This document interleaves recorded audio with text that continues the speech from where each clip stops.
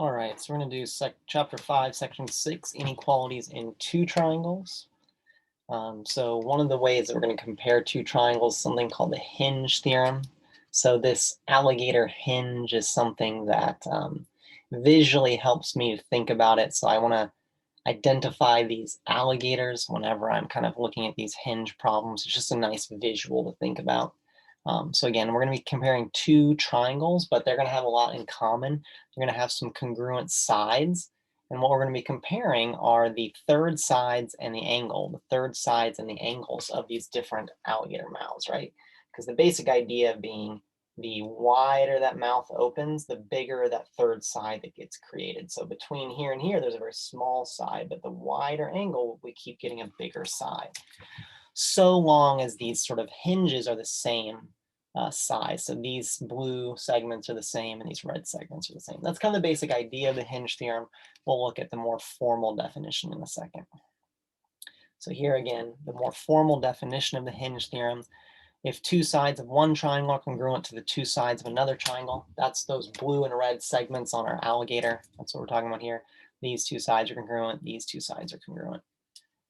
And the included angles, so that's the angle of the mouth, the jaw angle of our alligators, are also not equal.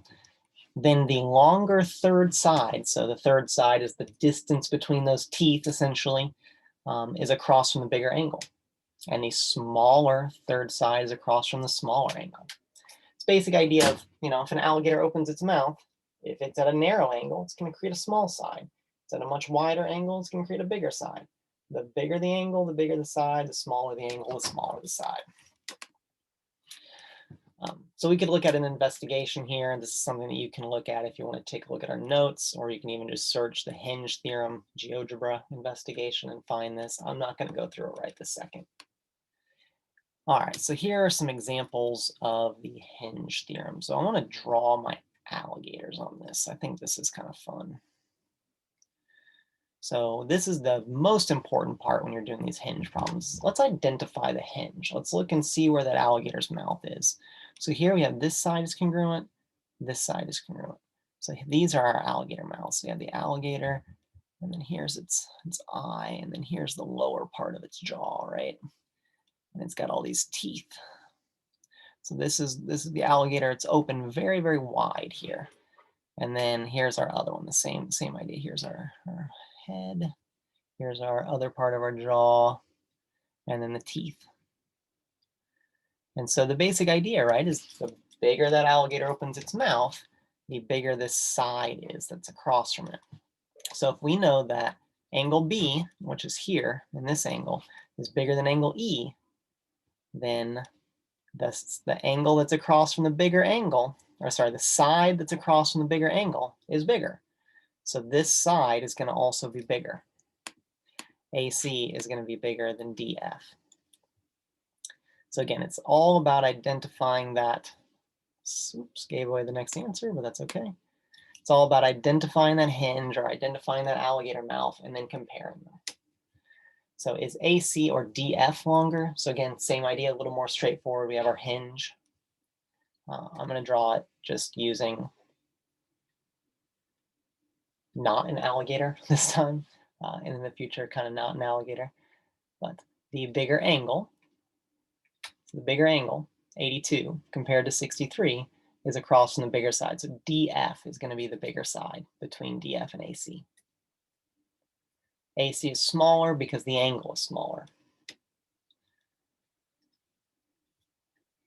So we can also do this in reverse. So instead of comparing the angles to talk about the sides, we can compare the sides to talk about the angles. So we can also do this in reverse, essentially saying that the bigger side is across from the bigger angle. The smaller side is across from the smaller angle. I'm not going to read the details of it. Feel free to pause it and read it if you would like, but that's what we're saying. If GH is bigger than LK, then the angle across from GH is going to be bigger than the angle across from LK. That's it. Right, so here are some more example problems.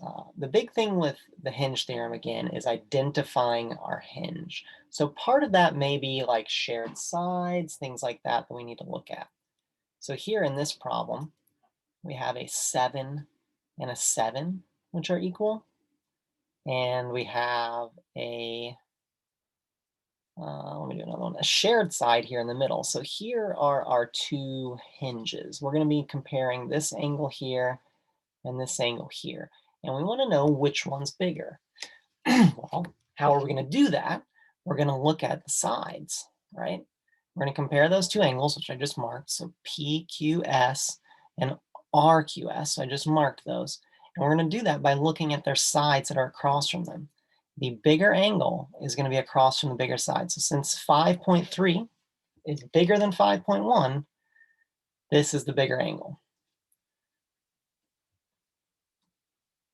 So we're using that converse of a hinge theorem. We're able to say that this angle, PQS, is greater than RQS because it has a smaller side that's across from it.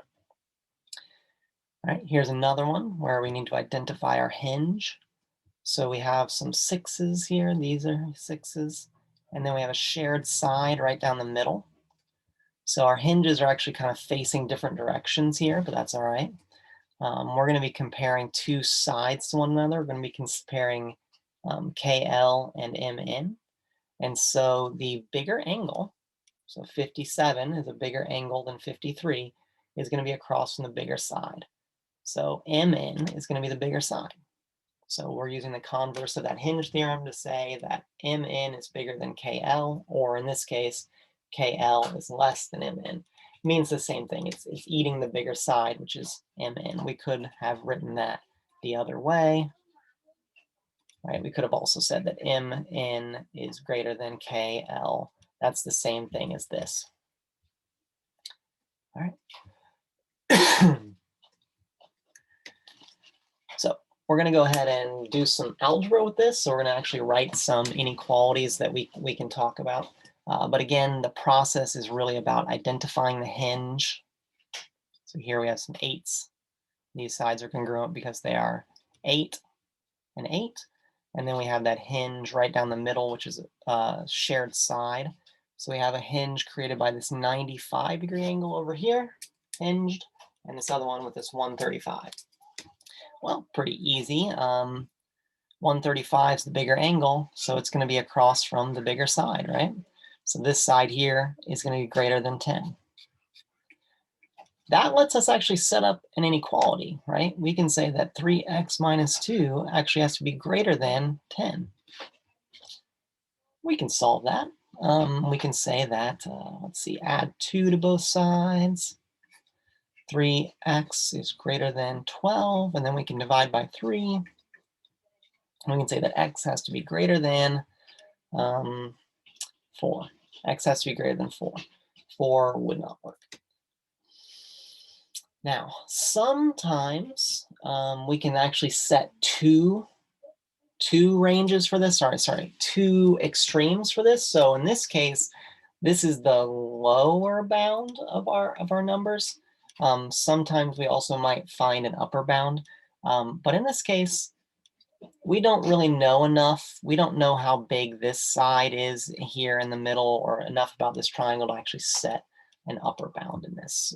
But if we did know this, we could figure out what's the absolute biggest this side could be using something like the triangle inequality theorem from 5.5. Right, so just for instance, if this was 6, we know that 6 plus 8 would have to be bigger than this side. And 6 plus 8 is 14. So we could set an upper bound for this side here as being 14, and then kind of do some solving to figure out how that affects x as well. But that's not something we know about this, so I just don't think we know enough information to set that other bound. Right now, I'm just going to be expecting you to do something like this. All right, so as a process, this is what I'm going to recommend. So starting, you want to identify your hinges. Where are the sides that are congruent? Draw those in there. Determine if you're going to be comparing sides or comparing angles to each other, right? So if you know the angles, you'll compare the sides. If you know the sides, you'll compare the angles. And then you'll be writing an inequality. A fourth step, which these next few problems are going to have, is to actually solve that inequality. But, you know, Sometimes it might just simply ask you to compare things. So all you might need to do is just say, oh, well, that means that AB is greater than CD, and you're done. But in other problems, it actually might want you to solve an inequality for like a range of values for a variable or something. Something to keep in mind here with the inequality, right? Just the ideas of the hinge theorem. The bigger angle, the bigger included angle is going to be across from the bigger third side. The smaller included angles mean across from the smaller third side. This is our hinge theorem in converse here. All right, let's do a couple more examples of this so we can get this down. All right, so in this problem, let's identify our hinges. So we have a 12 side and a 12 side. So those are congruent.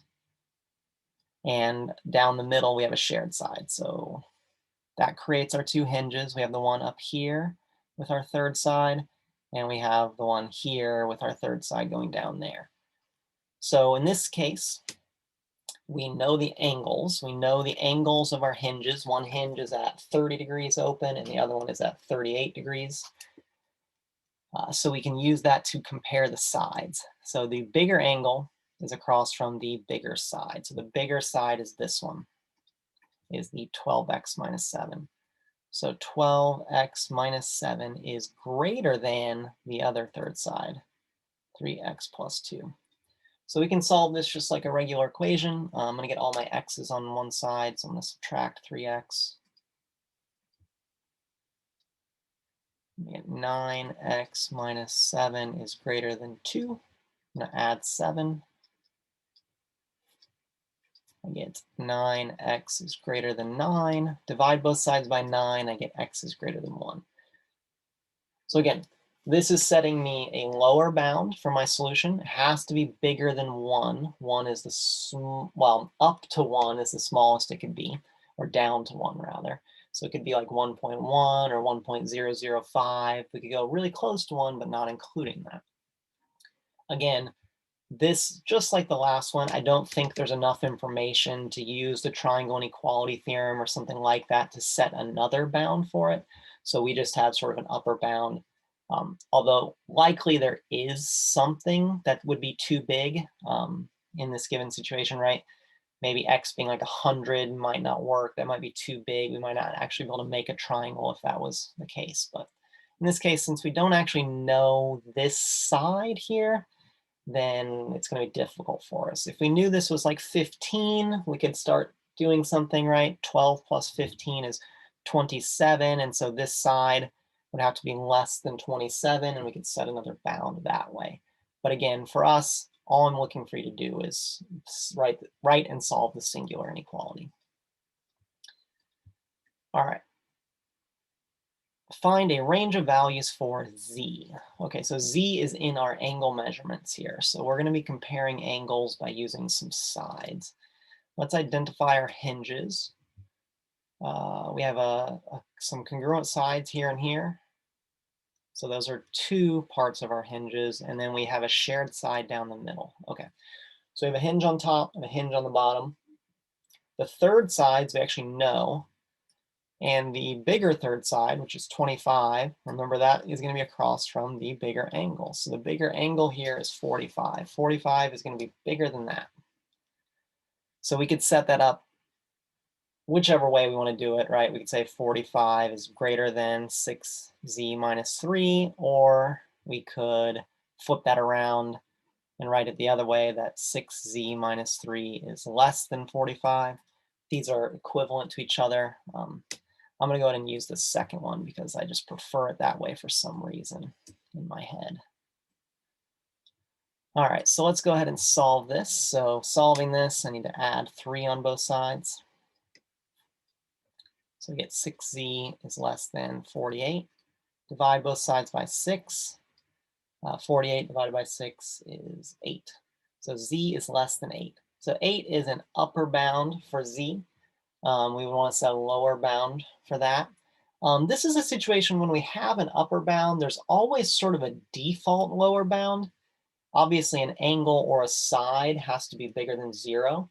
So we could set a lower bound by using this inequality, that this angle does have to be greater than 0. It can't be a 0 measurement angle.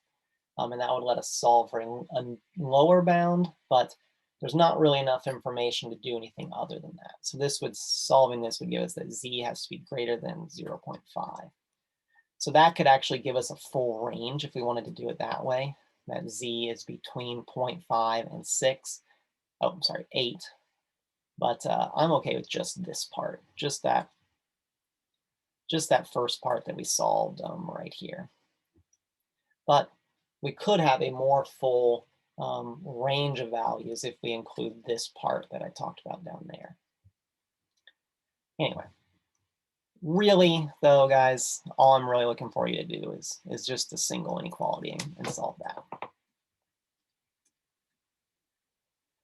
All right, last problem. Go ahead and pause this one and try to solve this on your own. Identify your hinge, compare either the angles or the sides with your inequality, and solve. I'm going to go ahead and get it started. And again, pause if you want to. So here is our hinge. The 18s are congruent.